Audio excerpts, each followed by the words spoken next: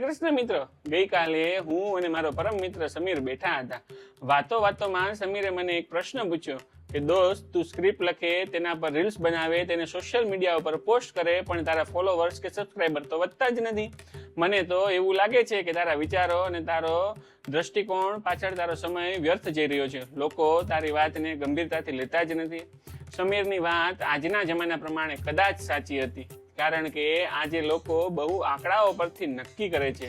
પણ મેં તેને જે જવાબ આપ્યો ને, એ મારા મનનો અવાજ હતો. મેં કહ્યું, સમીર, મારે ફોલોવર્સ વધારવા માટે નથી લખવું, મારે તો મારી બોલવાની આઝાદી માણવી છે. આ વાત પાછળનું કારણ બહુ સમજવા જેવું છે. જ્યારે હજારો લોકો તમને જોતા હોય ને, ત્યારે તમે મુક્ત નથી રહી શકતા.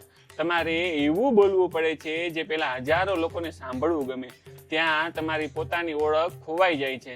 મારે એવી કોઈ બ્રાન્ડ નથી બનવું જ્યાં મારે મારું સાચું વ્યક્તિત્વ છુપાવવું પડે. અત્યારે મારી પાસે ભલે થોડાક જ સબસ્ક્રાઈબર કે ફોલોવર્સ છે, પણ એ એવા જ છે જે મને સાચે જ ઓળખે છે અથવા મારા વિચારો સાથે સહેમત છે. મારે કોઈ દેખાડો કરવાની જરૂર નથી. હું જેવો છું અને જેવું વિચારી રહ્યો છું એવું જ કહી શકું છું. આ જ નિખાલસતાનો આનંદ છે. એ લાખોની ભીડમાં નથી મળતો. હા, હું જે પણ બોલું એમાં મારી એક શરત હંમેશા હોય છે.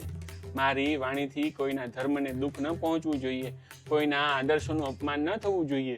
મારે એવી ભીડ નથી જોતી જે માત્ર લાઈક કરે. મારે એવા થોડાક જ લોકો જોઈએ છે જે મારા વિચારોને ખરેખર સમજે.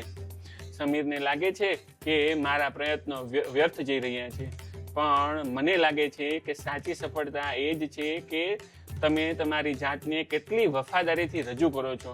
લોકપ્રિયતાના પાંજરામાં કેદ થયા કરતાં ઓછા લોકો વચ્ચે પણ મુક્ત રીતે જીવવું મને વધુ ગમે છે. આભાર. જય હિન્દ, જય ભારત.